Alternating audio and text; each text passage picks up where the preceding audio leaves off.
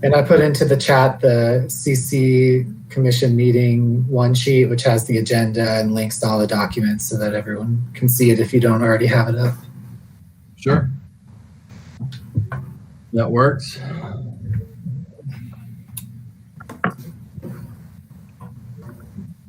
Okay, I've clicked the button. Okay. Sarah had to step out briefly to take a phone call for work. You guys are live. She trusted me with clicking a button, so I feel pretty good about that.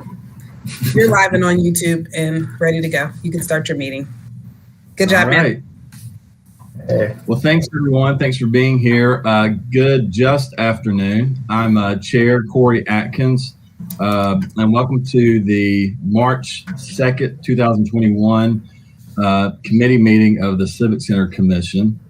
For those of you who are new to us or just watching for the first time, I mean, we've been here for over, I guess it's been like, what, a year now, Chris, since we've met, which is it's crazy to think about. And I know the staff's been through a lot, but we really want to talk about today, sort of getting back to the basics a little bit. And I know Chris can get into an update later about what the Civic Centers Commission role is and how important it is to our community and the city, the work that we do. We have 9 committee members, 7 appointed by the city, 2 appointed by the county. We also have voting members, that is. We also have ex officio members, which include the executive director of the Symphony, an ex officio Explore Asheville seat, ex officio member Deb Bradford, who's president of the Asheville Buncombe Regional Sports Commission, and then, of course, a number of staff members from the city as well, who we'll get to in a moment.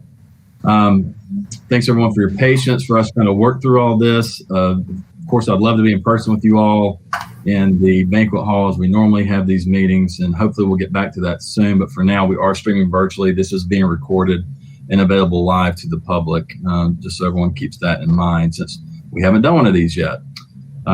This is our virtual engagement hub, which is accessible through the virtual engagement hub link on the front page of the city website, and also linked on our committee page. Anyone can listen publicly live by phone as well. So if you're here with us and joining us today, welcome, and thank you for being here and for your interest in the Civic Center Commission. I want to go through and introduce all the committee members. Since we last met a year ago, we have a lot of new members, and so we've had some people roll off due to tenure, and some folks resign, and have some new appointees from the city and county. And so what I'd like to do is have each of you introduce yourself, give the organization or that you represent or your day job, for instance, and then also tell us just a little bit about why you're interested and why you have volunteered to be on the Civic Center Commission. If you're not speaking, please mute your microphone, please, as a reminder. And when I call your name, just give us that quick hello and synopsis, please. And we're going to start with the order I see you on my screen with Mukunda. Good afternoon. I am with Premier Sotheby's Realty here in Asheville, and I've been living here since 2003, and love being involved, love helping, and Civic Center is a hub for our community, and love doing what I can to help in any way. So, thank you, Mukunda. Mr. Ellis. Thanks. My name is John Ellison, the retired managing director of the Diana Wortham Theater, now the Wortham Center for the Performing Arts.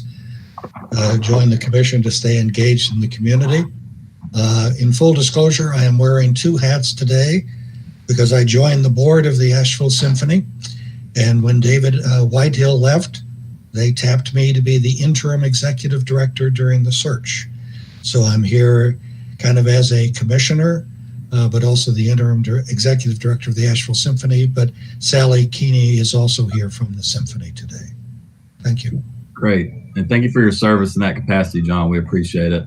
Donna Bailey. Donna, it's good to see you.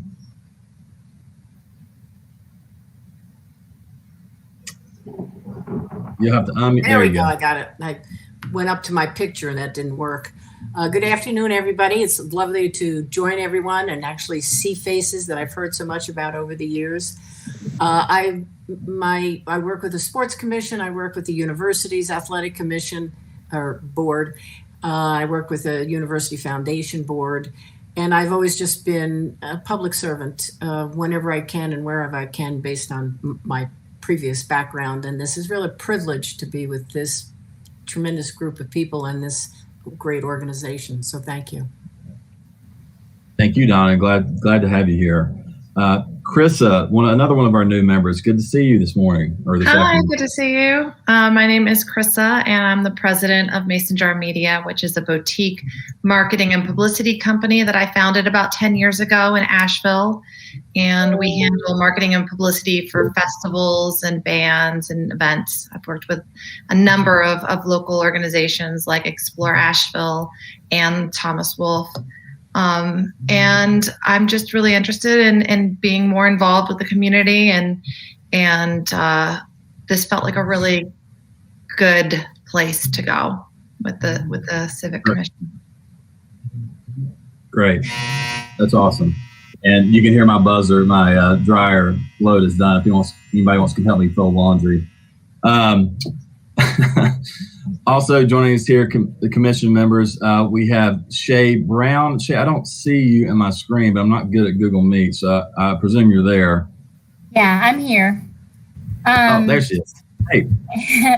I'm Shea Brown, and I have Shea Brown Events and Shea Brown Events Management Group here in Asheville. We have been here for 20 years doing events, both corporate, nonprofit, and weddings. I am festival director for Chow Chow this year. Sit on the board of Asheville Strong, which was founded due to the pandemic to help restaurants and the community during this very tough time. When the position came open for the commission, I felt like it was a natural next step. I love being involved in the community and want to see it succeed, and look forward to working with all of you this year. Thank you, and thank you for volunteering. Thank you for being here. Do we have any other commission members? I want to get to our ex officios so they can introduce themselves as well, especially to our new members, so you know who they are. Do we have any other voting commission members? Looking at the list, I don't see everyone on my screen right now. I believe we got everybody. Greg is unavailable due to a family emergency, and Nicole Lee is unable to make it. So it's okay. So Greg Duff is the vice chair for those of you, and then he's with Glory Hound Events, and Nicole Lee is another new committee member. Unfortunately, can't be here with us. With that, I do want to recognize we do have our newest city council member who is our new liaison. As you remember, Vijay Kapoor last year was our liaison.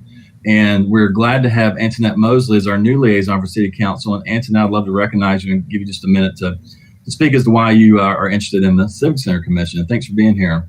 And good to see you, Corey. Thank you. Very good to see you. And I'm a pro at these Google Meets. I think I've been doing it now since September, October. But as Corey said, I'm Antoinette Mosley.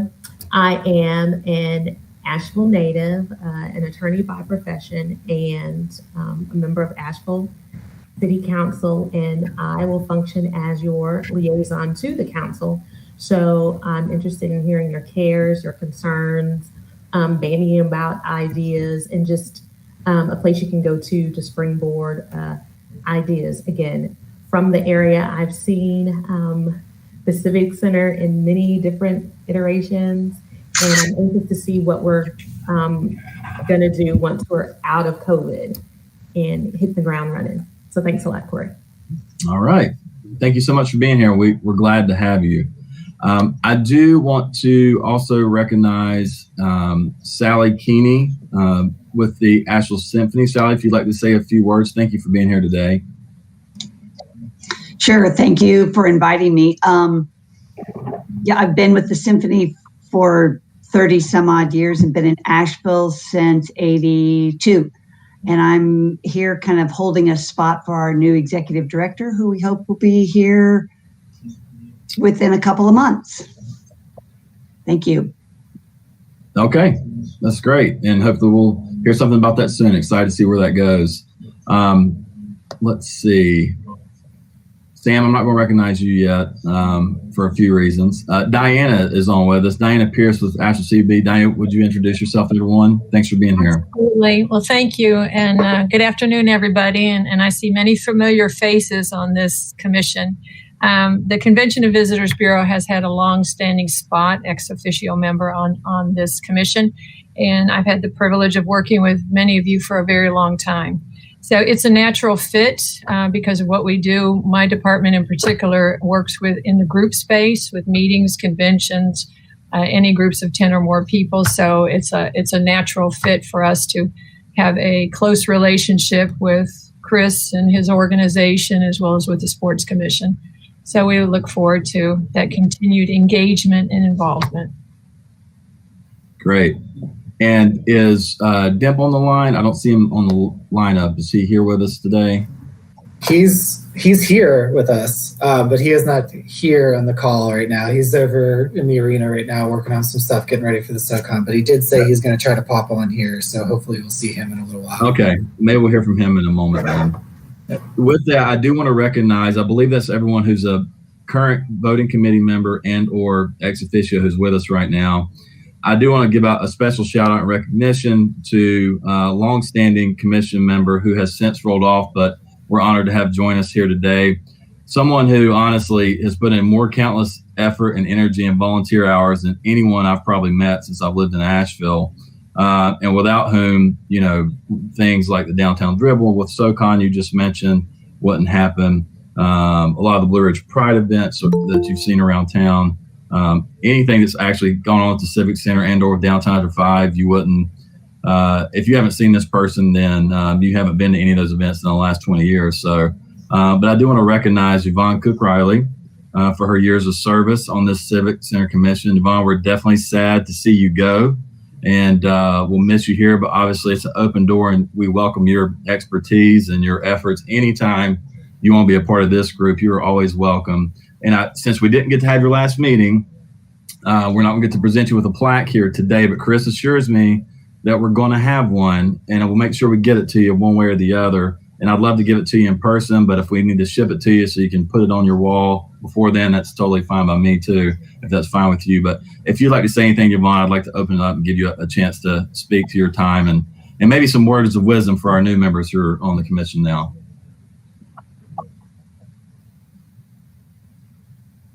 Are you muted?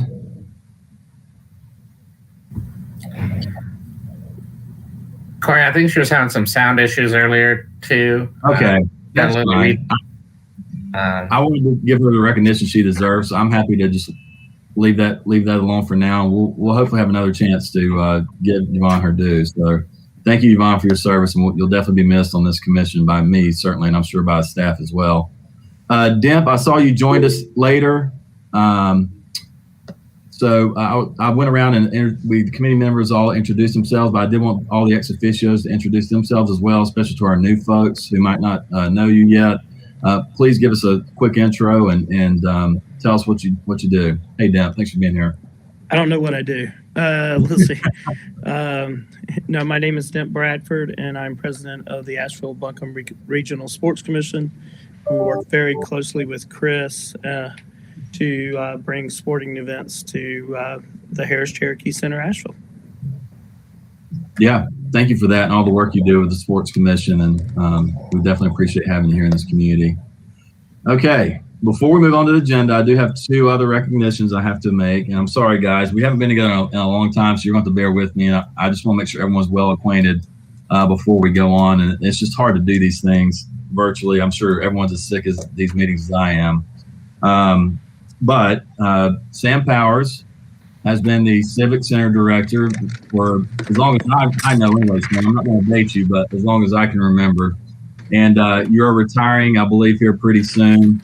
You can give the exact date when you want, but I want to say personally, thank you for your guidance and leadership on this commission, for being the staff director for the city and all your years of service. I can't think of an event I came to either before I was on this commission or since or volunteered that you weren't present.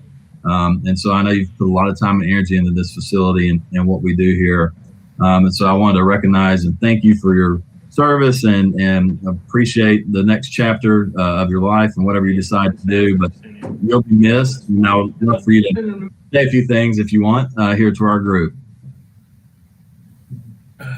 Thank you, Mr. Chairman. Yeah, I'll be brief. 11 plus years working with the Civic Center and the great staff we have, and 16 years with the city working in community and economic development. And I've told someone this morning, every day is different. Some days are more challenging than others, but there's never been a day that I haven't wanted to get up and come to work and work on behalf of the folks and the residents of the city and my team members. And so it'll be different, but I'm excited for the next chapter, and I'm sure I will still be around some. So it's been great working with everyone, and I appreciate the recognition. Thank you. Absolutely. And thank you, Sam. We'll be talking soon. I'm sure we'll be seeing you around despite your quote unquote retirement. And also, I think I failed to mention this when I introduced her, but Diana, I believe this is your last meeting as well. Am I correct on that? Are you also hanging up the cleats since we're in a yeah. After about 25 years with the Convention and Visitors Bureau and serving in 2 times and in many different occupations, this will be my last meeting. We are in the process of hiring the new position, so it'll be very exciting and will help take the team to the next step. But yes, and the intention is, of course, to remain in the community. So I'm sure I'll have the chance to see many of you and work with you in the future. But thank you. I'm sure. And hey, we all know it's a full-time job keeping John in line, regardless of whether you're working in a day job or not. So good luck with that. But thank you again for your service and best of luck to you as well.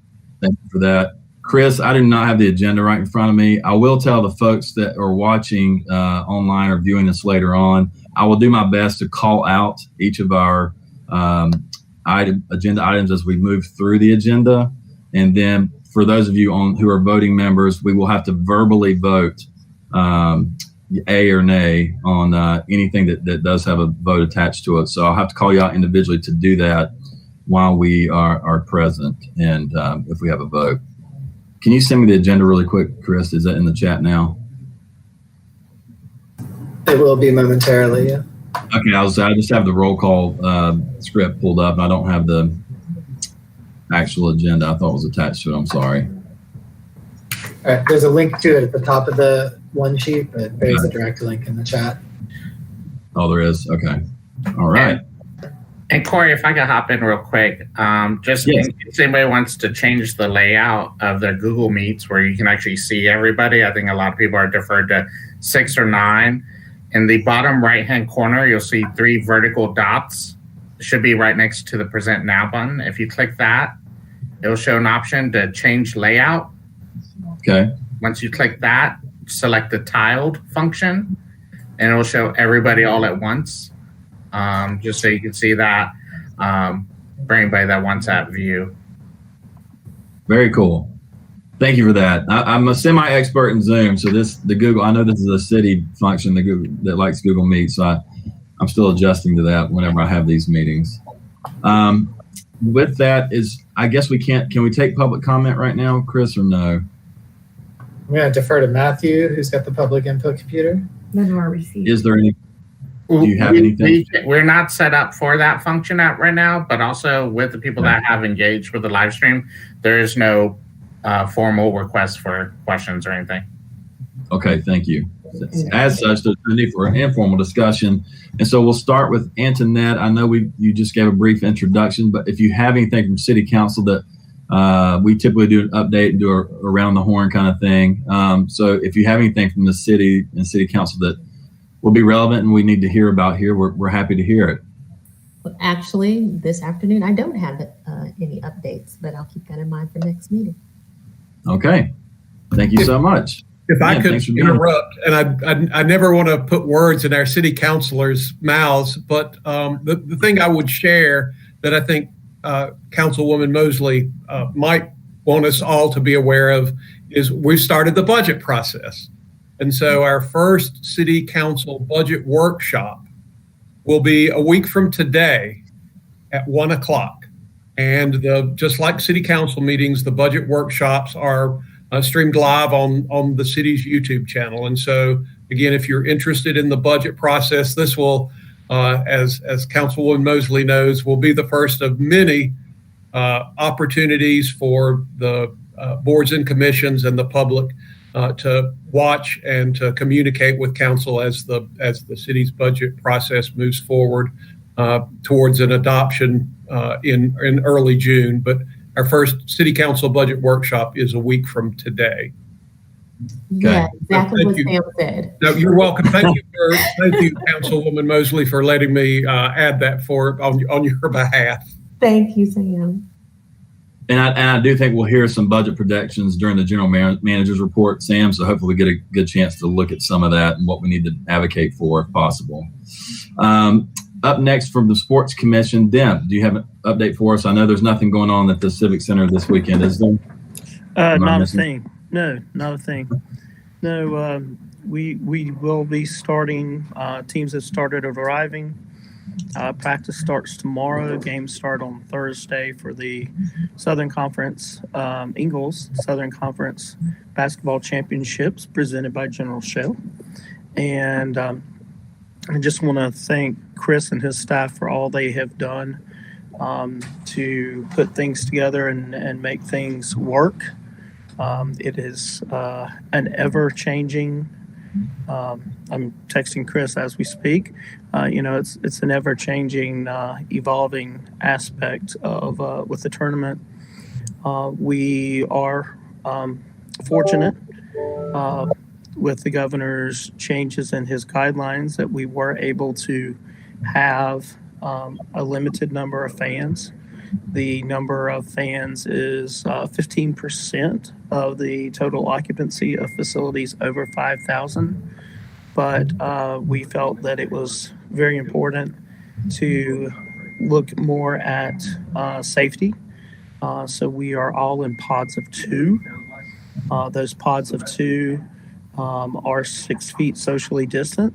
So our number is 544 for the number of guests that will be attending. And that is 8.5% versus 15%.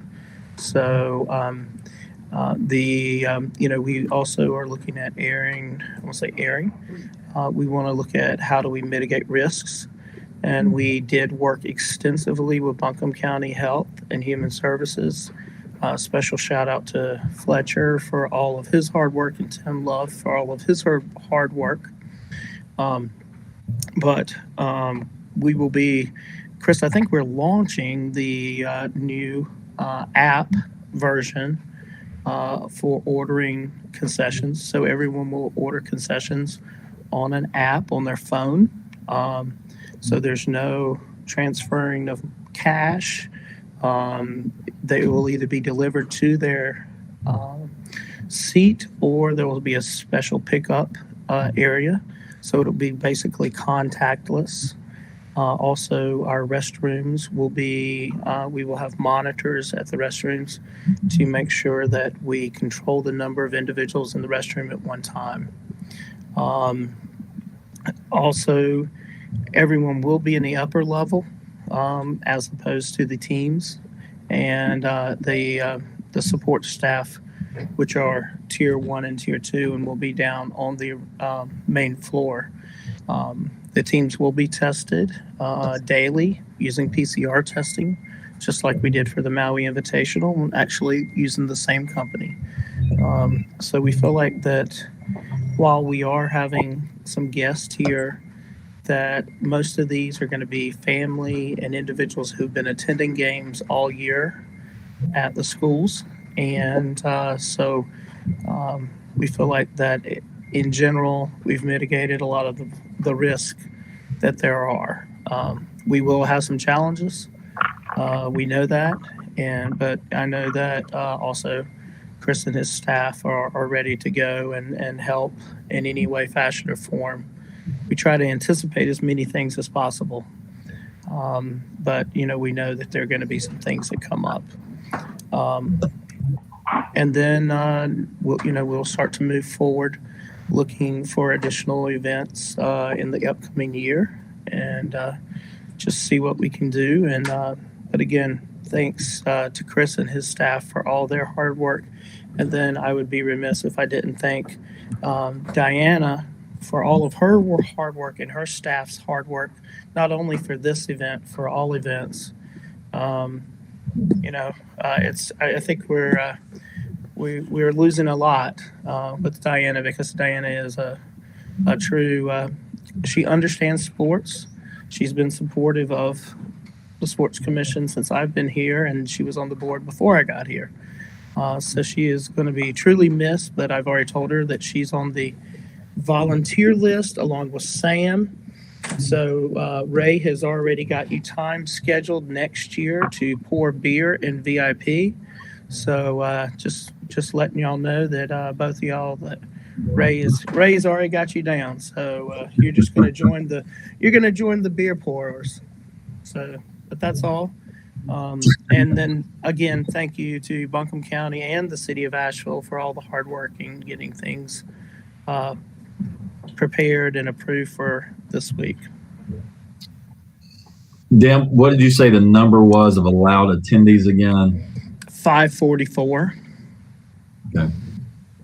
Does anyone else have any questions or comments for Deb?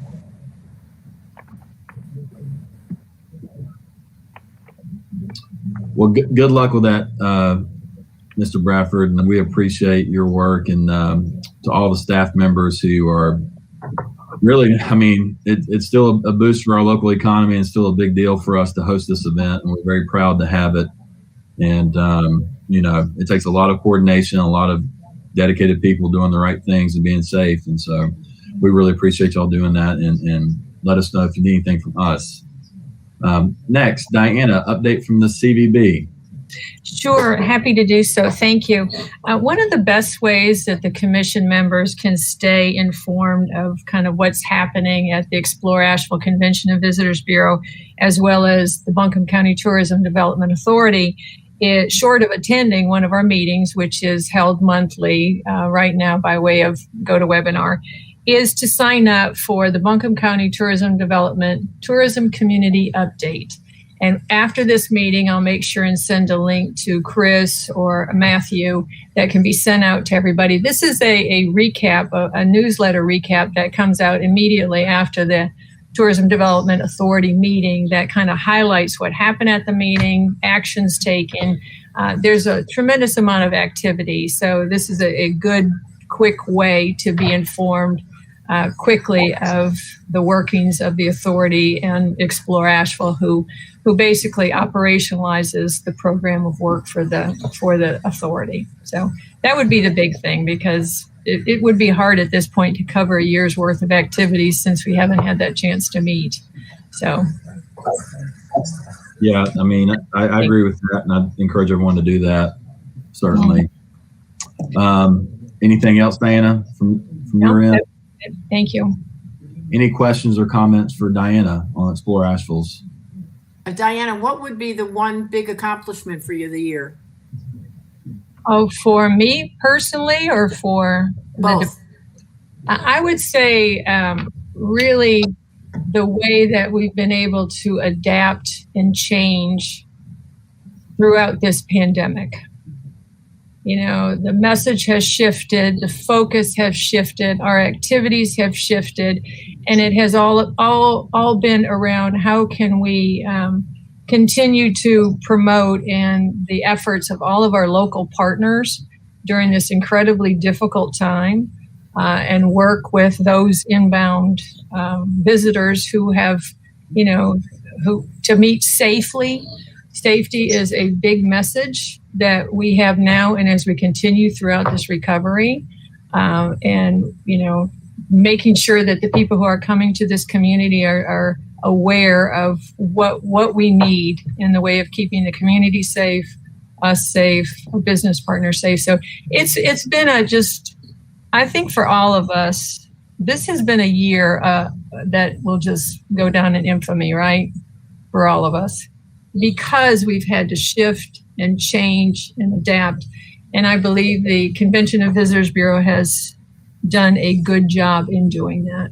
So that would be kind of the biggest accomplishment, is making it through to this point and preparing for what we know will be a recovery. I really think that would be it for me personally, as well as professionally. You're welcome. I hear that. Anyone else have anything for Diana? Okay. Thank you, Diana. We appreciate it. Again, thank you for your service to our community, to the CVB, and to this board. We appreciate it. Asheville Symphony update. Sally, are you prepared to give us an update from your end? Sally has asked me to speak on her behalf. There you go. Like most performing arts groups, hanging on for dear life through this pandemic. The Symphony had been mostly doing last fall outdoor concerts in people's yards, driveways, wherever they wish to host us. A lot of other performing arts organizations had shifted to live streaming. The Symphony is just getting into that. We will be having a spring season of 4 concerts for the subscribers to the Symphony. These would plan to be recorded. We were looking at various venues. We ended up at the Wortham Center. So these will be recorded in the near future and then released April through June. So we were all set, telling the subscribers we will be providing this recorded streamed product because we cannot have live performances. And then the restrictions got loosened. So now we're adapting to perhaps we can have a small limited audience while we are recording these events. So we're going through that whole process of can we do this? How can we do it? How can we do it safely? So that's kind of where we are right now. John, is there an update on the timeline for searching for an executive director? Is there a search firm involved, or do you guys have a committee put together? How's that going to go? Thank you for asking. Yes, there is a search committee going. There was one formed less than a year ago when David first announced that he was leaving, and then due to COVID decided to remain. I was on that search committee, so I am currently on the search committee, and I have a vested interest to see that this goes along very quickly and efficiently. And Sam and Diana, all that stuff about telling you people will find things for you to do in retirement, believe them, they will. So we are they've done initial interviews, we'll be in final interviews, and hopefully we'll be in a position to be making someone an offer first of next month. Great. Does anyone have any questions or comments for John and Sally? Okay, thank you both for your service in that capacity. We appreciate it. Next, we move on to the general manager's report, and I believe, Matthew, you're going to kick us off with the marketing report for the year. That is correct. About every other commission meeting, we'll kind of put together a little snapshot of recent activities and some metrics that are being put forth by the venue for that. Got a lot of traffic in here right now. Here. Well, now while he's adjusting to that, everyone, if you go to the agenda, there's a link to the report. And I'm posting the marketing link right now in the documents in the chat right there if you want to take a look and do it. I'm also going to present my screen. Okay. Lots of things happening this week. I don't know what Deb was talking about. There's a lot of things happening at the venue this week. We'll get those set up.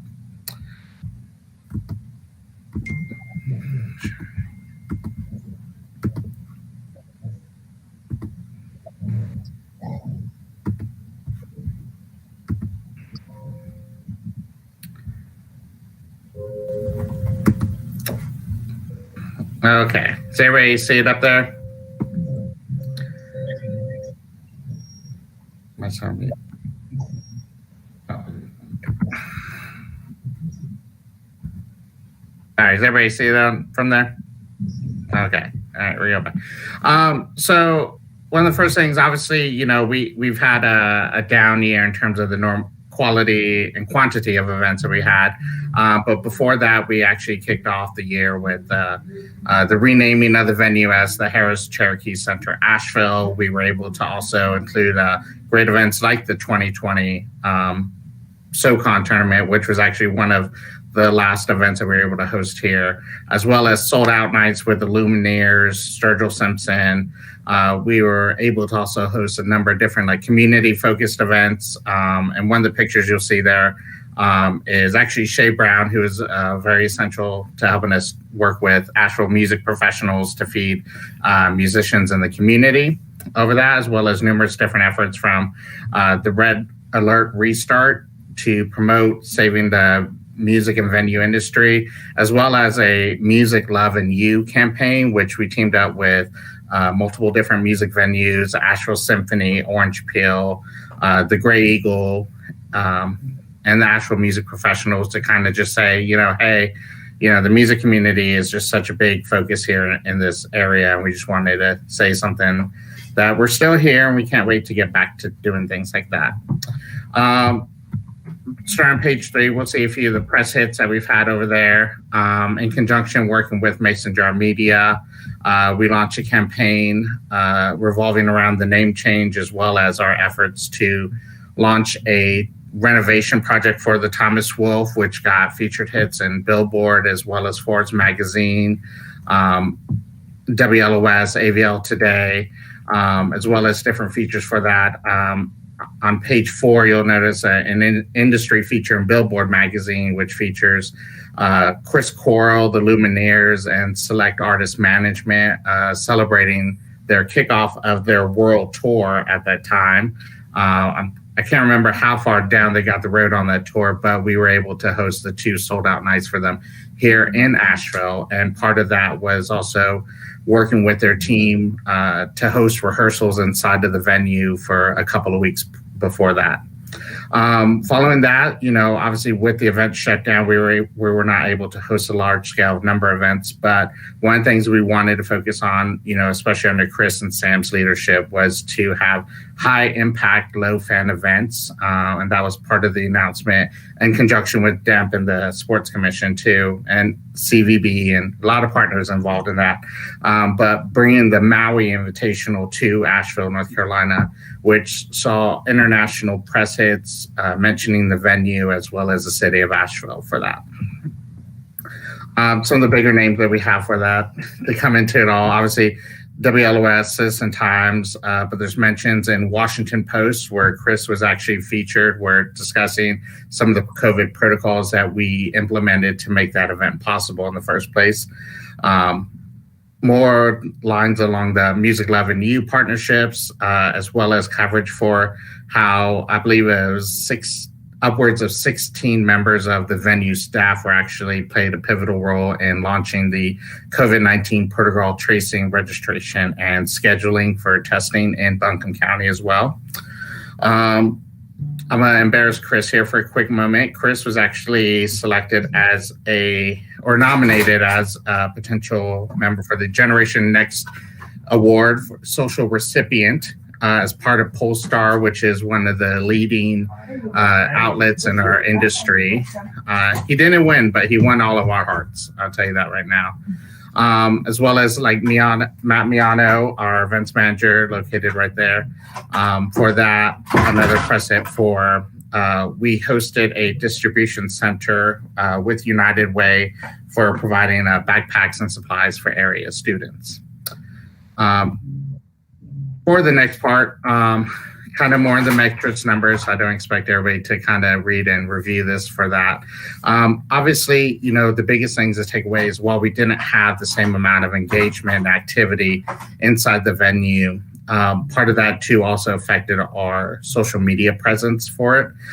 In the year-to-year comparison from 2020 versus 2019, while our audience did grow roughly by 9.2%, we did see almost double-digit drops in terms of net audience growth, published posts, impressions, engagements, and engagement per impression.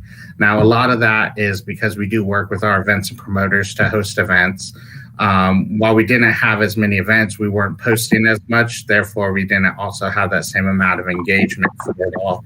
And some of the events, while we could have posted about them, we wanted to focus on events that had a realistic chance of occurring, as opposed to promoting events that would just be rescheduled the week after. So we wanted to make sure that the messages we were conveying about events occurrences had a stronger sense of eventuality for that. Over the next few pages, you'll see the breakdown of those metrics over the year and how they apply to it all with different charts and graphs, which I know everybody loves talking about charts and graphs, but Chris is going to have a lot of that on his segment. So I don't want to ruin all the good fun for him in that regard. But this document is free for you to view at any time to go around there. Some of our top social media on page 12, you'll see some of our top social media posts by that. Obviously 2 of those are memes. 2 of those come from the Maui Invitational featuring the winning teams, as well as our Bill Walton and Jerry Garcia cardboard cutouts, which have conveniently disappeared from the venue. We're trying to find them. We'll keep you updated on that for future meetings. The previous 2 other ones were actually look backs from the most recent Christmas jam with Dave Grohl, because everybody loves Dave Grohl, and Warren Haynes on that as well. Proceeding onward from there, we look at our Google Analytics. I think this says a lot about the same perspectives of the social media, where you see in January, February, March, we had just, upwards of almost 80,000 page views in February, and how those numbers have been affected by the decline in having events being available to us here in the venue.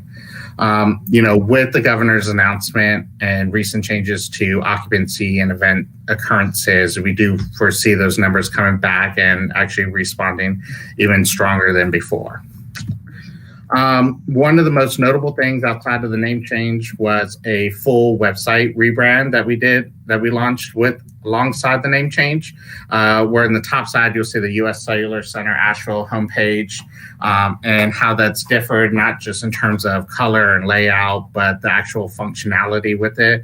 We worked with our design team at Integrative Media, as well as on-site staff, as well as the general public, to figure out what was necessary, what was important, and how can we improve the guest expectations and customer key points with them with that. And one of those things too is improving better options for people to buy tickets, so they're not clicking 3 to 7 clicks just to buy tickets. If you want to see an event, you have a direct link to buy a ticket directly from there, as well as incorporating options for customer contact to the venue directly, and parking availability, which works in real time with the City of Asheville's parking app through embeds, as well as download options. So that way, as people are coming here, they have better options to be able to find information, not just for the events that are occurring here, but how to really navigate coming to an event, leaving an event, or some of the options that are available to them while they're in downtown Asheville. On the secondary page, you'll see a mobile layout, and see how much of those things are changing from there, where, there wasn't direct call to action components. Now you have people who literally right off the homepage, you can buy tickets, which was not an option with the previous homepage, as well as providing options for people to get refund requests and COVID-19 event protocol policies, informations, and updates for that. So that consists of most of everything. Obviously, this isn't a line-by-line read of everything, and I'm happy to kind of go more in depth on any of the charts if anybody does it, but if anybody else has any other questions, we can return back to that. So I open up the table. If anybody does have any questions, comments, concerns, more than happy to address or answer any of those. Anybody with any questions or anything?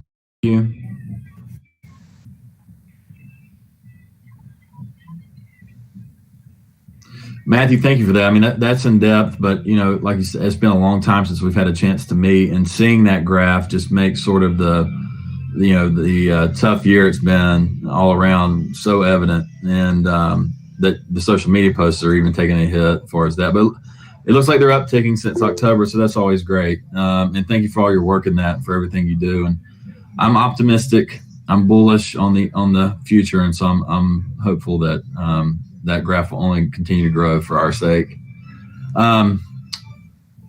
Chris, I believe you're up next. If no one says anything for Matthew, budget projections. Yep, I'm sure this is what everyone is curious about. So I'll share my screen here to the document, which is also, you can link off of the agenda if you want to go direct to it. So let me see some nodding heads. Do you guys see that little spreadsheet? Awesome. Okay.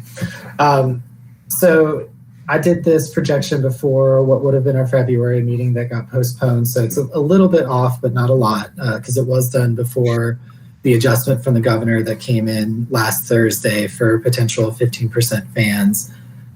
So our anticipated revenues are going to go up slightly, but honestly nothing significant compared to what you're seeing here.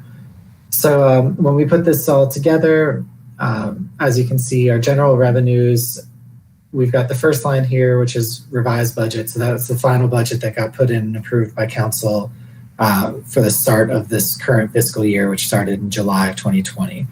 Our year-to-date actual revenues, as you can see, compared to the 2.7 that we anticipated when we put this budget together back in April, when we thought the world would reopen in June, which obviously didn't happen. So as of the date that I put this in, we had only brought in a total of $47,000 this year. We had not been able to input the Maui Invitational revenue yet. At that point, we had not been actually paid for it. And a lot of the reimbursements that I'll talk about in a little bit from the county had not come in yet, which are starting to come in. So these numbers are going to look a little bit better by the time we get to the end, but they're still not going to be great, frankly. So far we're down on budget about $2.5 million as far as total revenue. Our expenses were also coming in much lower, obviously, because a lot of our expenses relate to events, and not having events, we don't have as many, but we do still have payroll, utilities, and general upkeep of the facility. And we've been keeping our crews busy. So, we don't want them just sitting around doing nothing. So they're painting and they're doing repair work. So there are supply needs that we have. So we're incurring expenses to keep materials coming so that we can upgrade the facility and do what we can in-house to help make the room better for whenever we do reopen to the public. So far, our year-to-date expenses are $1.2 million. We're projecting to come in around 2.9, which is about $900,000 less than budgeted. After our general fund support, our total bottom line, we look like we're going to be down. We're going to miss budget, come in less by about 1.6 million. Recently, the week after Christmas, the federal legislature passed a big COVID relief bill. As you all know, it included what has now been called the Shuttered Venue Operators Grants. And so we are applying for those. The application window has not opened yet. So we're still waiting for that application to open so that we can apply. But per all of the levels of FAQs that have come out from them, we look to be eligible for about $1.1 million in grant funding. We don't know if that'll come in this fiscal year or if it'll show up next fiscal year or if it won't show up at all. Because until that final application comes through, we don't know if something may come up that may make us ineligible. But all signs point to full eligibility for us, which would be equal to 45% of the missing gross revenue year to year comparatively. And for us, 45% of the missing revenue is about 1.1 million. And we're expecting that was for 3 quarters of the year. So it goes from April 1st through December 31 of 2020 compared to the same time period, 2019. All of the FAQs indicate that there'll be another period of grant applications for first quarter 2021 compared to first quarter 2020. So we should be eligible for some additional funding that comes through there. It'll be first come, first serve granting. First 14-day windows for venues that are 90% down or greater, and we're down 93%.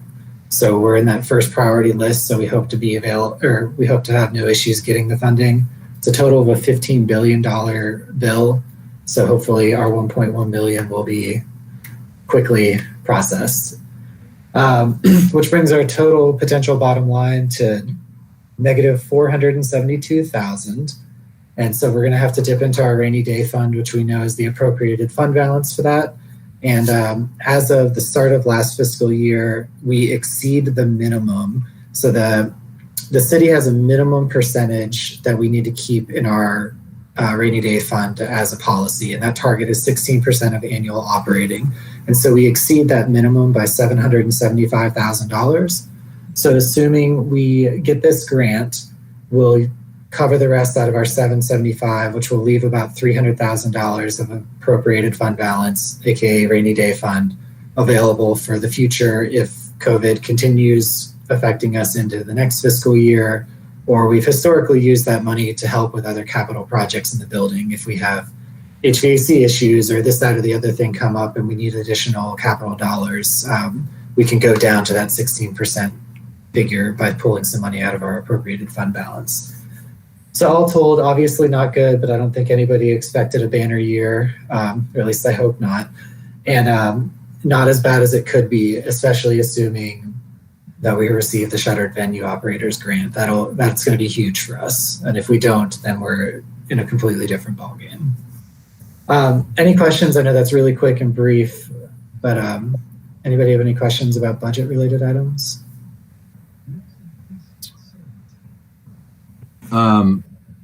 No, Chris, thanks for that. It's interesting. I haven't seen these numbers till now, so I've been curious all along about what where we would be at. I guess, for some of our newer folks, I talk traditionally about, and just as brief as you can, but about the rainy day fund, like why it's there, how we've actually added to it over the last few years. I want everyone to think that, like, if there's ever been a rainy day, this has been this past year for a music, arts, entertainment center venue. So I guess talk about traditionally what that's been for and how the last 3 or 4 years, I know for sure we've added to it, right? Because we quote unquote beat the projections or the expected withdrawal from the city. Yes. Just to get some frame of reference for that. Yeah, so how we build the rainy day fund, whenever Sam started back in, I guess it would have been 2009 with the venue, our rainy day fund was the minimum 16%. And so that's based on our total budget. So if total budget is $2 million, it's 16% of that. If it's $5 million, it's 16% of that. Since 2010, our annual budget's grown roughly from around $2 million to about 4.8. So our minimum is 16% of roughly 4.8 million. Each year, there is a general fund support line item for round numbers. Let's just call it $1 million. And so that's like our budgeted funding for the building. If revenues exceed expenses and we only need 500,000 of that, the remaining 500,000 goes into that rainy day fund to be used for a bad year or for future capital improvements. And so every year for the last 5 years, we've added to the rainy day fund. I think the lowest year was about 115,000 and the highest year was somewhere in the neighborhood of 700,000 that we were able to add in. So we've been having really good years the last 5 years. The last 2 years specifically have been really great. Just to give an idea, so this calendar year, we do all of our TDA reporting for the grants that we've received from the Tourism Development Authority based on hotel room nights. And we got to 78% of our targeted room nights just in January, February, and March for our events. So we were on track for a really great year. And, just unfortunately, COVID comes in. But FY20, for example, ended where we still managed to beat budget and add money into the rainy day fund, even though we got shut down on March 13th. So we've been tracking well. If the world reopens this fall, like everyone in the entertainment industry thinks it's going to after Labor Day, we should have another really strong year. We'll get into it a little bit with events, but we have, I think it was 28 concerts I counted that are confirmed, ready to go, but no one wants to announce anything right now. So, everybody's waiting. Okay. Any questions or comments for Chris on the budget?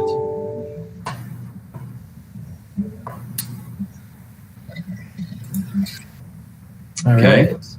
I believe we're on to what's next here. So next up was a request from Greg Duff, who I know isn't here, but he wanted to talk about how the COVID-19 shutdown affected naming rights. Right. So I'll just kind of briefly go over this. Matthew, if you want to chime in as well, you're welcome to. But so far in our conversations with Harrah's Cherokee, they've been pretty happy with how we've navigated the pandemic. We did a lot really early to try to help keep that name out there as much as possible, because if you think back, January 1 was day one of the first 5 years of the 10-year contract. And so they got 2 months and a week of actual naming rights exposure before the world shut down for events, for everything, right? So we quickly pivoted. Matthew did a lot of social media presence. We worked with AMP, like you mentioned, to do some CSA boxes, and found every single way possible we could to push out the Harrah's name. In addition, we signed up with Buncombe County, working in their Emergency Operations Center, which is what created the emergency homeless shelter that we housed in April and May, which helped launch the COVID-19 hotline, the Ready team that we stood up and then we manned from roughly April 1st until late fall, at which point we started transitioning it over to the county. And we also assisted with testing, which we were able to do some social media on. The Maui Invitational made some big pushes press-wise for Harrah's. But all told, they at one point did tell us that they went back and renegotiated all of their sponsorship contracts that they've got with various entities except ours, because we were doing a great job pushing it out there. And the Maui, I think, really put it over the top. 12 games on national television, including Chapel Hill in Texas and Indiana. There's just some really key markets and the right demographic for them. So I think they were really happy with our name on the court and the extra sponsorship they got out of having those events. I don't know, Matthew, if you have anything you want to add on to that. No, I think, granted, no one's really saw this coming, maybe to this extent, but, I think the ability that we had to seamlessly adapt to different circumstances, from an internal and external perception of the venue and its operations, are really tantamount to what that's happening to that. Some of the things that I think, Chris, on top of what Chris mentioned already, was, we did host early voting here in Buncombe County. We worked with a couple of different organizations in December to host a coat drive for Upland Charities, which coincided with like a moving company's pod that they created to host Santa. So we actually did a socially distanced meet and greet Santa photo opportunity as well for that. I mentioned earlier the food events that we were able to do, the CSA boxes, things like that. It is important to, note that we took a hit on getting some of those big concerts back over the year that we missed, but, it still doesn't change our desire and our ability to create high impact community events in our area throughout the year. And I think that that's something that sometimes gets lost in the shuffle of it all when people are talking about Maui and Lumineers and Sturgill Simpson, that we still do these voting opportunities. We're still working with school events, gymnastics events, and, as well as Buncombe County graduation. So, we look forward to being back in full swing, but, I think we've done a great job being able to navigate these waters in the meantime. I also think that they are, seeing the value of the partnership in Western North Carolina and, being part of the recovery efforts and being a really hub for the community in Western North Carolina. So I think they really saw that. And I just to commend Chris and Matthew and Matt and the entire staff for just being creative and always looking to be a good community partner and helping to solve problems in the community with the building.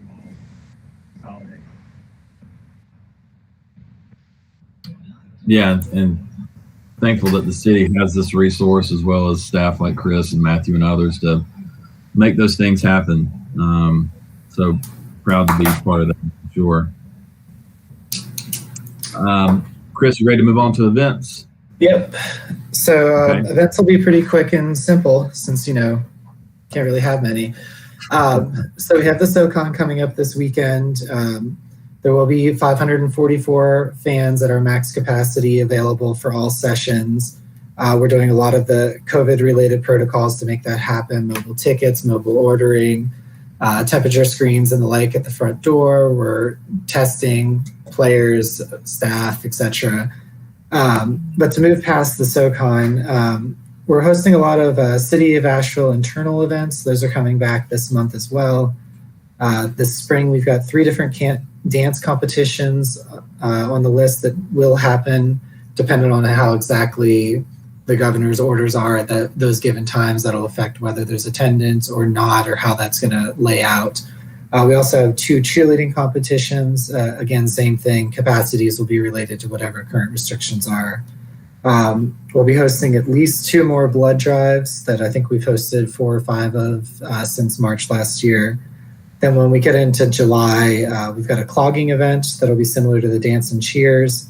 The craft fair of the Southern Highlands is still on the calendar for July.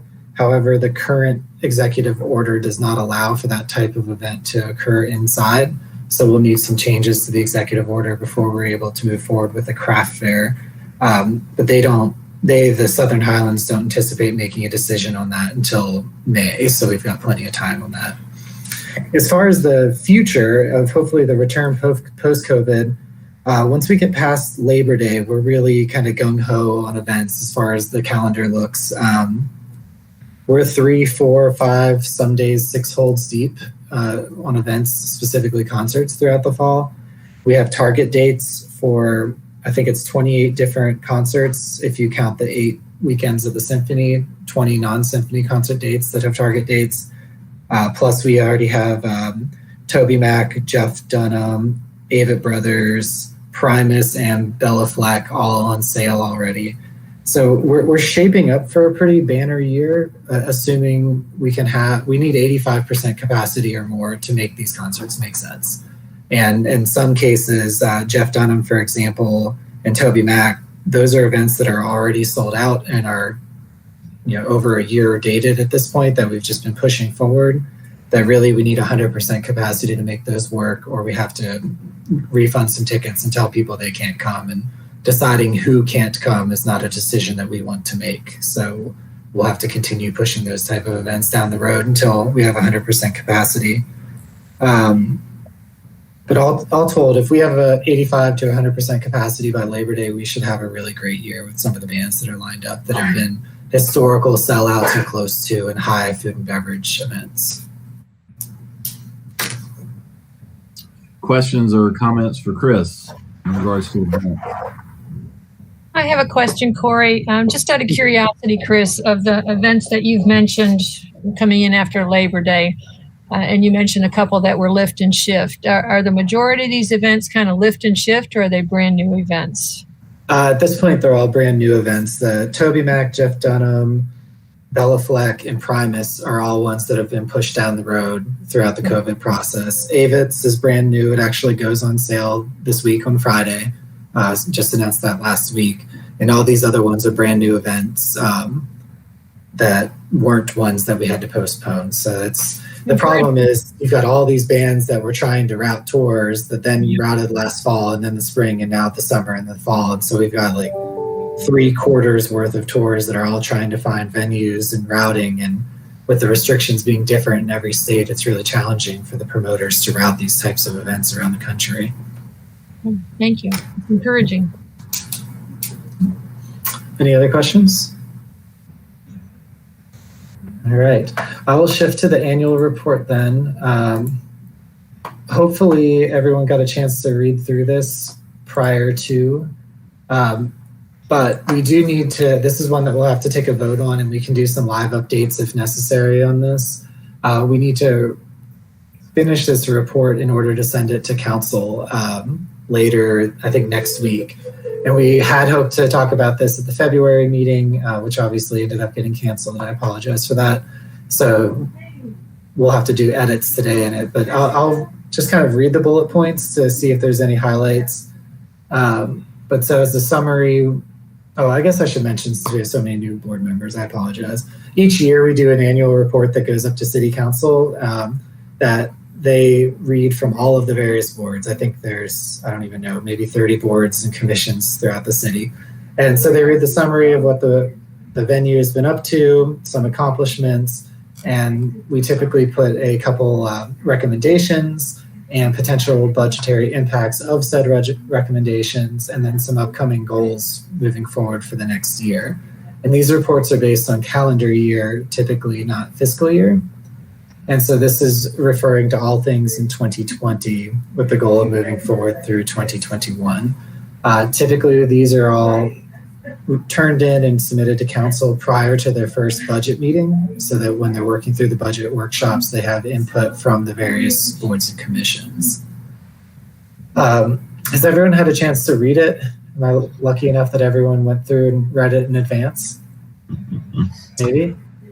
Let's hit the highlights just in case. All right, let's do that.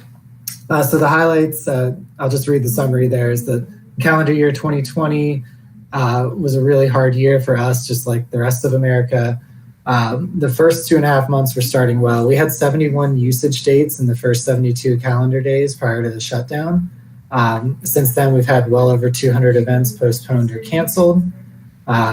And that was as of a month ago when I actually put all this together. And we've had, I think, 4 or 5 more canceled since then. The mission statement of the Asheville Civic Center Commission. And so our key accomplishments that I listed initially, that we launched the Lumineers World Tour in 2020 after 12 days of rehearsal in the building. Prior to the COVID cancellations, this tour was scheduled to play in 44 countries and 38 states. That we began the calendar year with 71 usage dates in the first 72 calendar days. And then we get into some of our response for the COVID pandemic. We acted as the regional point of distribution for all supplies for the Buncombe County EOC. Then with assistance from Homeward Bound, we opened up that temporary homeless shelter. A lot of people don't know, but we got asked about that on a Monday at 10 a.m. and we opened it on Wednesday morning at 8. That was like an incredible quick turn type of situation there. Around that same time, we redeployed 16 staff to create, build, and launch the COVID-19 hotline known as the Ready Team. So we operated that exclusively as HCCA staff and I think 2 other city staff until August, at which point we started bringing in some county staff and training them up to work on that transition. Right now, we still have 6 staff that are assisting in that process. The Ready Team turned into the testing, scheduling, and administration team and is now testing and vaccination distribution. So we've got some folks that are still assisting with the vaccination distribution. That's what I got onto. The next point was that we rolled into testing and vaccinations. Throughout the summer, we organized the Feed the 828 campaign that was spearheaded by Matthew and Shea and AMP. We fed over 1,100 meals to local music industry individuals. We partnered with United Way 2 different times, one for mask distribution and then separately for school supply distribution. And we provided the community with a large socially distanced space for early voting in the 2020 election that Matthew mentioned earlier. A nice long point there about the Maui Invitational and putting that event on here, which was amazing. 12 games in the bubble, broadcast live on national television. And we created a little year in review photo link. So if you want to take a look at it, you can. Matthew put a great number of various pictures from all the different things that were going on in there, just as a visual.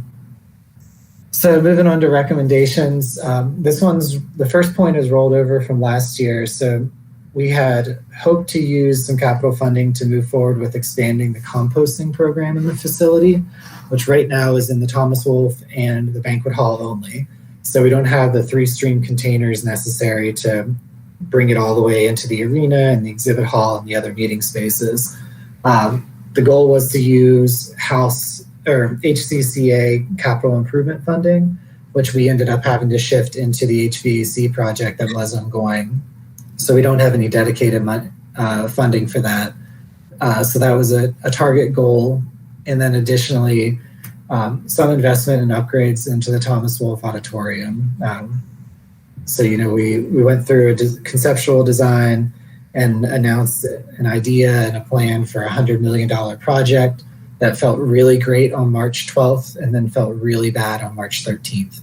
And so realistically, I think we need to go back to the drawing board and think about what we need in the community. And is it actually a $100 million renovation, or is it some type of different renovation that's probably in a lower number in the 40 to 50 to 60?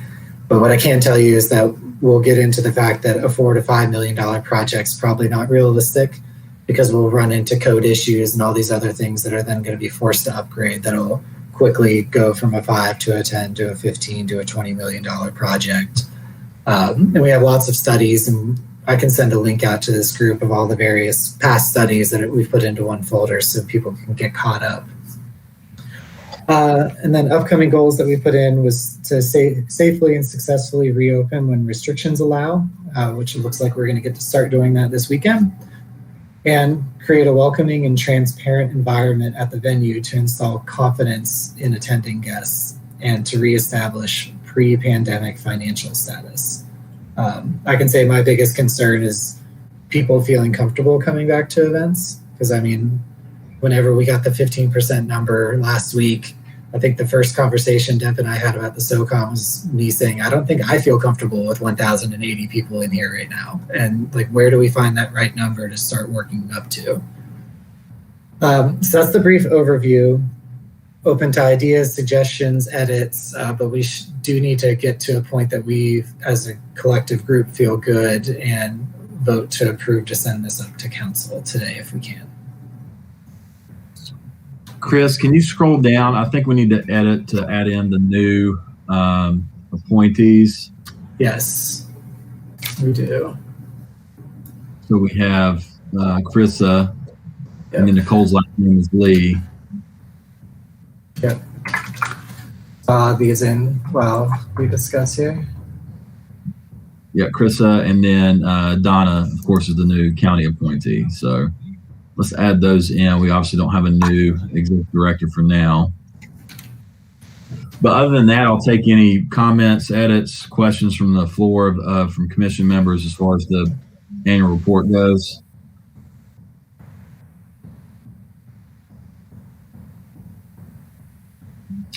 With that, Chris, first of all, thank you guys for putting this together for us. We do this as a group. Under the circumstances, I think we kind of had to do what we had to do. If no one has any edits or comments, I will take a motion to recommend the annual report to City Council. So moved, Ellis. And a second, please.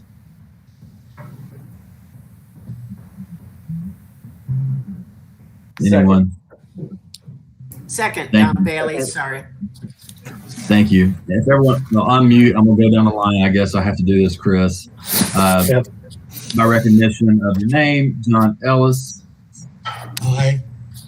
Mukunda Pacifica. Aye. Donna Bailey. Aye. Let's go in order here. I can only see so many of you. I'm sorry. Let's see. Shea Brown. Aye. Chrissa, do you go by, what last name you go by? Sinkovic? Sinkovic. Sinkovic. Okay. Chrissa Sinkovic. Aye. And Corey Atkins, aye. Is that everyone? Okay. Shea. Did we get Shea? Shea said aye. Yes. Okay. Yes. So that passes. Thank you, Chris, for all your work on that again. Anything else for Chris in relation to general manager's report from commissioners? With that, we typically move on to old business. We have so many new faces. I don't know if there's anything old that we need to pick up, but if someone has something lingering from meetings past or things you've thought about over the last few months that you want to discuss, now's a good time to do that. And I'll open up the floor to anyone that has something.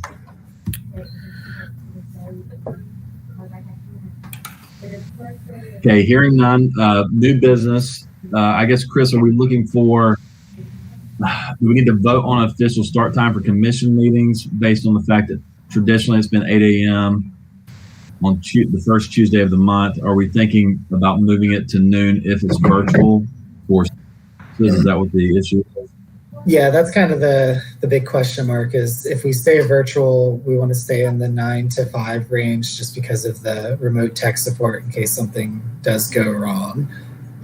If we go back in person, which we could also discuss, because technically now with the new lifting of restrictions, this meeting could occur in the banquet hall in a socially distanced setup if the group felt comfortable. So we might end up at our first and only virtual meeting, or we could continue it virtual for a couple more months if you guys would prefer.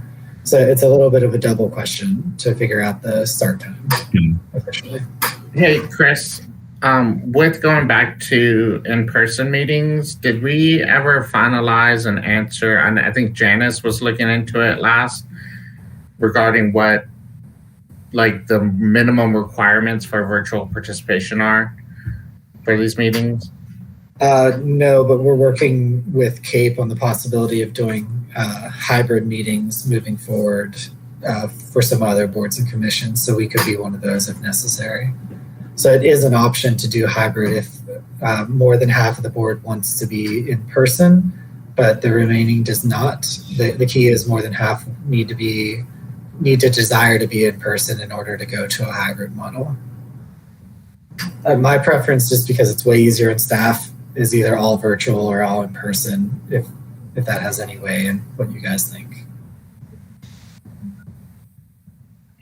What's everyone's opinion on that? Well, unless you've got some major reason to do it in person, why don't you continue for, the next quarter until just to be put in another quarter of safety, so to speak. And by that time, many of us will have, including even those younger people out there, will have had the chance to get their shots too.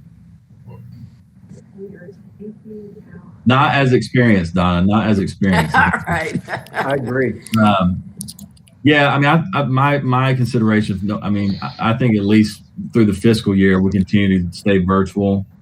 I'm hopeful, like Donna says, that everyone's going to have their vaccine by then anyway. But if we plan for that, it just makes it so much easier on staff to know what to do in regards to these. And then we can reevaluate maybe at the June meeting and see if we want to start going back in person. We typically take July off in years past because it usually falls around 4th of July. But that would give us some time. So the first in-person meeting will be in August if we voted for it at that time. So do we need to vote if we're going to continue on with this, Chris, or are we good just leaving it like that? We need to vote because the official time of our meetings is 8 a.m. on the first Tuesday. So if we're going to move it, we need an official vote so that we can officially make that change. And if we want to just make the change through June, that's easier than doing it every single meeting. Right. Donna, did I hear a motion from you about that? Yes, I motion that we have our virtual meetings from now until the end of the fiscal year. Fiscal year for you. Do I have a second for that? Second. Any discussion or any other implications on that from anybody? Okay, with that, I'll go down the line again. Krista Sinkovic. Aye. Shea Brown. Aye. Donna Bailey. Aye. Makunda Pacifica. Aye. John Ellis. Aye. Corey Atkins, aye. So we have the motion passed to continue the virtual meetings at noon until June of 2021. Chris, is there anything else we need to consider here today? Nope, nothing else officially. I do want to just make sure you guys know, it was in the email, but just in case. So we are doing a small press event tomorrow at 11 to kick off the 100th anniversary of the SoCon championships. Mask wearing required, social distancing, there'll be temp screening and whatnot at the front doors. All that stuff is in play. So if you feel comfortable with it and you want to come down, feel free. It will probably only last 15 or so minutes, so I don't think it'll take a while. But if you want to come down, please do. Thank you, Chris. I will be there. Our next meeting is scheduled for April the 6th. So I hope to see everyone's faces then, if not before then. Thank you to all of our new members for volunteering. Thank you for bearing with us. This meeting's a little bit longer than typical, but since it's been a year, we had some things we need to take care of. So thank you everyone for your attention. Thanks again to Yvonne Cook-Riley for your years of service. We really appreciate you. Donna Pierce and Sam Powers on their retirement. Best of luck to you all. Hope to see you around the community, and please stay involved as much as possible. We definitely need your expertise here. And thanks everyone. Without any objection, I will adjourn this meeting. Thank you. See everybody.